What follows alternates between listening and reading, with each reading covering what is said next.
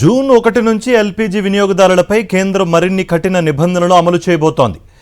ఒకే ఇంటికి ఒకే gas connection, PNG ఉన్నవారు LPG వదులుకోవాల్సిందే.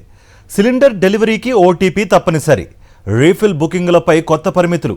ఇలా వరుస మార్పులు నేటి నుంచి అమల్లోకి రానున్నాయి. దేశవ్యాప్తంగా ఎల్పీజీ గ్యాస్ కనెక్షన్లపై కేంద్ర ప్రభుత్వం నిఘా మరింత పెంచుతోంది. గ్యాస్ నిల్వలు, అక్రమ విక్రయాలు, డబుల్ సబ్సిడీల దుర్వినియోగాన్ని అరికట్టేందుకు ఒక ఇల్లు ఒక కనెక్షన్ విధానాన్ని కఠినంగా అమలు చేయబోతోంది. జూన్ 1 నుంచి ఒకే చిరునామాలో ఒకే యాక్టివ్ గ్యాస్ కనెక్షన్కు మాత్రమే అనుమతి ఉంటుంది. ఇప్పటికే పైప్డ్ నేచురల్ గ్యాస్ అంటే పీఎన్జీ కనెక్షన్ ఉన్న ఇళ్లలో ఎల్పీజీ సిలిండర్ కొనసాగించడాన్ని ఆయిల్ కంపెనీలు పరిశీలించనున్నాయి.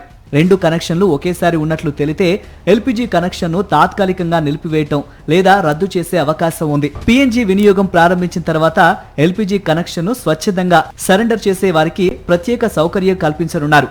గ్యాస్ ఏజెన్సీలు ట్రాన్స్ఫర్ వౌచర్ జారీ చేయనున్నాయి. భవిష్యత్తులో పీఎన్జీ లేని ప్రాంతానికి మారితే అదే వౌచర్తో తిరిగి ఎల్పీజీ కనెక్షన్ను సులభంగా పునరుద్ధరించుకునే అవకాశం ఉంటుంది. అలాగే సిలిండర్ రీఫిల్ బుకింగ్లపై కూడా కొత్త నిబంధనలు అమల్లోకి వస్తున్నాయి. పట్టణ ప్రాంతాల్లో ఒకసారి సిలిండర్ తీసుకున్న తర్వాత మరో సిలిండర్ బుక్ చేసుకోవాలంటే కనీసం 25 రోజులు వేచి చూడాలి.